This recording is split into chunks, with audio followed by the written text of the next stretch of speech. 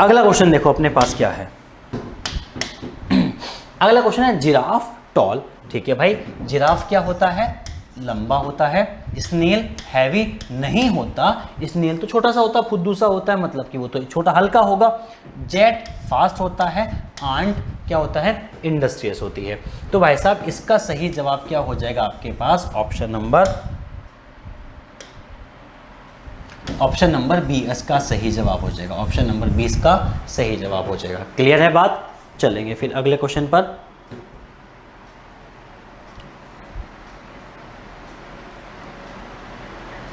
अगला क्वेश्चन ये रहा आपकी स्क्रीन पर। अगला क्वेश्चन दिया गया है कैटल और बीफ। देखो ये कौन सी कैटेगरी चल रही है, अब यहाँ पे फिर से लौट के आ गई है वर्ड्स कैटेगरी के क्वेश्चन। ठीक है, कैटल और बीफ। देखो कैटल के अगर मीट की नाम बात करते हैं तो उसको हम क्या कहते हैं? बीफ कहते हैं। ठीक है, स्वाइन मतलब सुअर वाले जो मांस होता है, मीट होता है, उसको क्या कहते हैं? हम पॉर्क कहते हैं। डियर के मांस मतलब जो मीट होता है जो बनता है उसको हम क्या कहते हैं? वेनिशन कहते हैं। लैम्ब का जो मीट होता है उसको कहते हैं मटन, उसको कहते हैं मटन। तो व्हील तो कहते नहीं है, तो आपके पास सही जवाब क्या हो जाएगा? Option number C. Option number C आपके पास सही जवाब हो जाएगा। तो देखो कि अलग अलग कैटेगरी से, मतलब ये मीट से क्वेश्चन पूछ ले कि कैटल के मीट को बीफ कहते हैं, स्वाइन के मीट को पॉर्क कहते हैं, और लैम्ब के मीट को तो मटन कहते हैं, डियर के मीट को वेनिसन कहते हैं। क्लियर होगी बात? चलिएगा फिर अगले क्वेश्चन पर आते हैं।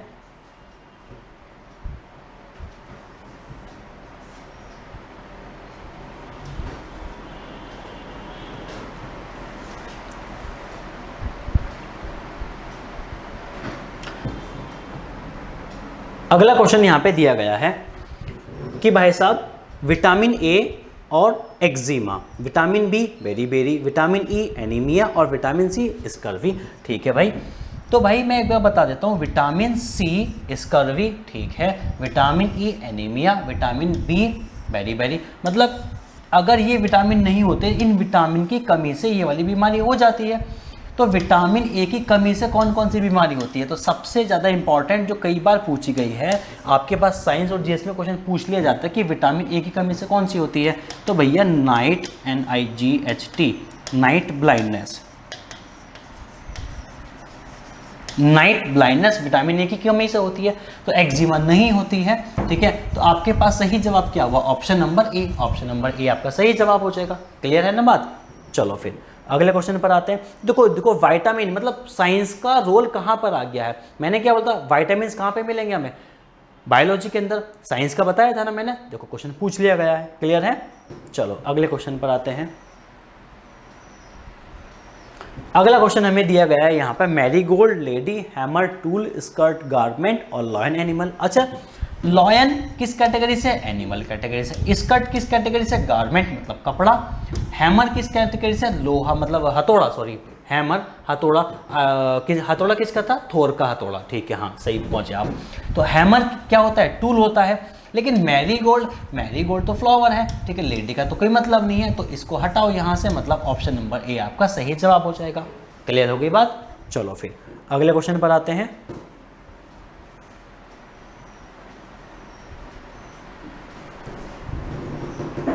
अगला क्वेश्चन, नेक्स्ट क्वेश्चन यहां पे दिया गया है इल और सिक। अब देखो ये इंग्लिश कैटेगरी से है। इल का मतलब भी बीमार है और सिक का मतलब भी बीमार है। अब एक बात समझ में आई होगी कि बोथ आर सिनोनिम। बिलो का मतलब है नीचे, ठीक है, और अलोफ्ट का मतलब होता है ऊपर। तो ये क्या है? ये तो अपोजिट हो गए, मतलब एंटोनिम हो गया। ये सिनोनिम है, ये एंटोनिम है। अलोफ और कोल्ड ये दोनों मेरे पास क्या होते हैं? ये दोनों ही मेरे पास सिनोनिम होते हैं। ठीक है, ये दोनों क्या है? सिनोनिम है। मोटिव और कॉज मतलब ये कारण, कोई कारण, और मोटिव कोई भी काम करने के पीछे कोई मोटिव मतलब वो भी कोई रीजन होता है, ये भी। तो देखो हम क्या कर सकते हैं, ऑप्शन नंबर डी उठाओ, दोनों सिनोनिम है। ऑप्शन नंबर ए उठाओ, दोनों सिनोनिम है। सिनोनिम आपको कंफर्म पता चला ए और डी में सिनोनिम है। बिलो ऑप्शन नंबर बी में क्या है आपके पास? बिलो नीचे और ऑफ्ट का मतलब ऊपर होता है, ऊपर नीचे, ये तो एंटोनिम होगा। अब सिनोनिम के दो आपके पास ऑप्शन है, एक एंटोनिम, तो कंफर्म आंसर है, सिंगल वाला आंसर होगा ये वाला ऑप्शन नंबर बी। ठीक है, ऑप्शन नंबर बी इसका सही जवाब हो जाएगा। ऑप्शन नंबर बी इसका क्या होगा, सही जवाब हो जाएगा। क्लियर है बात? और इसका रीजन क्या होगा, क्योंकि ये एंटोनिम है और बाकी सिनोनिम है। ठीक है ना। चलो अगले क्वेश्चन पर आते हैं। फिर से नंबर कैटेगरी आ गई हमारे पास यहाँ पर, और काफ़ी अच्छा क्वेश्चन है ये नंबर कैटेगरी से। देखो इस बार क्या है, find the odd term in the given series. यहाँ पे एक सीरीज दे दी है, ठीक है, यहाँ पे हमें ऑड टर्म बतानी है। एक काम करो, इस सीरीज को मत देखो, सीधा अपने ऑप्शन पे फोकस करो, ऑप्शन पे फोकस करो। कैसे? हमने देखा 5 6 1, ठीक है, 3 6 3, कोई परफेक्ट स्क्वायर है? नहीं। परफेक्ट क्यूब है? नहीं। प्राइम नंबर चेक करते हैं। प्राइम नंबर चेक करने का तरीका मैंने बताया था आपको, 6a प्लस माइनस 1, ठीक है, 1। अगर मैं 7 8 6 कितना हो गया, 6 9 54 और 2 21, नहीं, पहला वाला प्राइम नंबर नहीं है। 6 6 36, दूसरा भी प्राइम नंबर नहीं है। ओके, 54 और 3 32, तीसरा प्राइम नंबर नहीं, प्राइम नंबर भी नहीं है, मतलब प्राइम भी नहीं है। और मेरे पास क्या था, परफेक्ट स्क्वायर भी नहीं है और परफेक्ट क्यूब में। इन सब की कहानी ख़त्म। अगर इन सब की कहानी ख़त्म हो जाती है तो अब मैं किस पर फोकस करूंगा, अब मैंने जब बताया था इन सभी के बाद किस पे आते हैं हम आते हैं सम ऑफ डिजिट पे। किस पे आते हैं?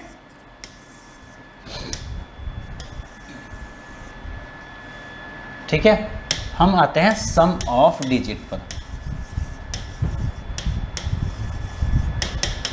ठीक है, सम ऑफ डिजिट क्या कहता है, जरा ध्यान से देखो। 5 और 1 6, मतलब फर्स्ट नंबर और लास्ट नंबर को अगर जोड़ दोगे तो क्या आएगा आपके पास, मिड का नंबर आ जाएगा, 6 आ जाएगा। ठीक है, फर्स्ट नंबर और लास्ट नंबर को जोड़ने पे 6 आ रहा है, ठीक है। 5 और 2 7, फर्स्ट और लास्ट को जोड़ने पे बीच का नंबर है, ठीक है। 7 और 3 10 होते हैं, बीच का नंबर नहीं है, तो आपके पास ऑप्शन नंबर डी हो जाएगा। आपके पास ऑप्शन नंबर डी इसका सही जवाब हो जाएगा। क्लियर हुई बात? चलिएगा फिर अगले क्वेश्चन पर आते हैं। काफ़ी अच्छे क्वेश्चन हैं, हमने काफ़ी अच्छे क्वेश्चन कर चुके हैं। ये हमारे पास अगला क्वेश्चन है, ठीक है, देखेंगे इसको। 28 14 12 और 17। अब देखो जैसे ही ये क्वेश्चन की नज़र पड़ी, मेरी नज़र पड़ी कहाँ पर, 17 पर। क्यों भाई, ऐसे क्यों हुआ? क्योंकि मुझे पता है 17 प्राइम नंबर है और कोई सा भी प्राइम नंबर नहीं है। मैंने उठा के फटाफट आंसर मार्क कर दिया। तो प्राइम नंबर का जानने का, प्राइम नंबर को ऑब्जर्व करने का सबसे अच्छा फ़ायदा क्या हुआ, आप आंसर एकदम ढूंढ लेते हैं। क्लियर हुआ? तो क्वेश्चन नंबर 27 का जो सही जवाब होगा वो क्या हो जाएगा, ऑप्शन नंबर डी। ठीक है ना, 17। ठीक है, चलेंगे अगले क्वेश्चन की ओर। और अगला क्वेश्चन है हमारे पास 6 25 27 16 2401। ठीक है भाई, ये रहा आंसर। क्यों भाई, ऐसे क्यों दिया मुझे? देखो 625 16 और 2401, अगर मैं देखता हूँ तो ये मेरे पास क्या है, 16 जो क्या है वो तो 4 का स्क्वायर है। 625 क्या है, ये 25 का स्क्वायर है। ठीक है, 2401 ये किसका स्क्वायर है, 49 का स्क्वायर है, 49 का स्क्वायर है। लेकिन 27 तो भैया 3 का क्यूब है, ये मुझे पता था 27 3 का क्यूब है। देखो ये क्यूब की कैटेगरी है, बाकी सब स्क्वायर की कैटेगरी है, तो आंसर क्या हो जाएगा, क्यूब हो जाएगा 27। क्लियर है ना बात? चलेंगे फिर अगले क्वेश्चन की ओर।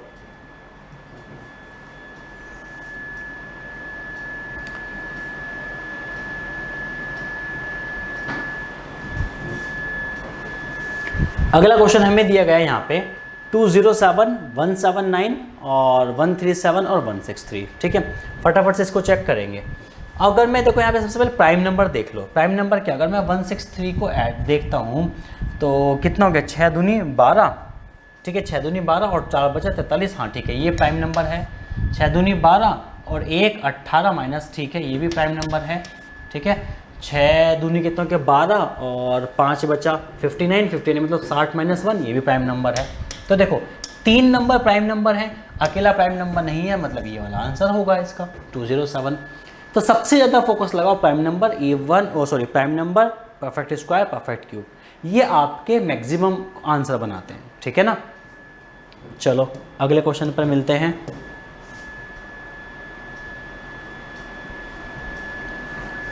अगला क्वेश्चन है हमारे पास 1331। अब 1331 देखते हैं, दिमाग में आपकी घंटी बजनी चाहिए। क्या घंटी बजनी चाहिए कि सरकार ये तो 11 का क्यूब है, 17 28 किसका क्यूब है, 12 का क्यूब है, 21 97 किसका क्यूब है, 13 का क्यूब है। अब 27 54 किसी का नहीं होता है, 27 44 होता है, किसका होता है, ये होता है 33 75 15 का, ये होता है 14 का। ठीक है, 14 का क्यूब, लेकिन ये तो 54 है, हमें क्या चाहिए, 44 चाहिए, मतलब ये मेरे सही जवाब हो जाएगा। शुरू के 3 क्या हैं, क्यूब हैं, किसके, 11 12 13 के। ये किसका होता आसपास में, 14 का, लेकिन एग्जैक्टली नहीं है तो मेरे लिए ये आंसर हो जाएगा 27 54 मेरे लिए सही जवाब हो जाएगा। ठीक है, तो देखो हमने क्या करा इस टॉपिक में, मैं फिर से एक बार आपको रिवीजन करवा देता हूँ सारा का सारा। हमने क्या करा, हमने क्लासिफिकेशन टॉपिक को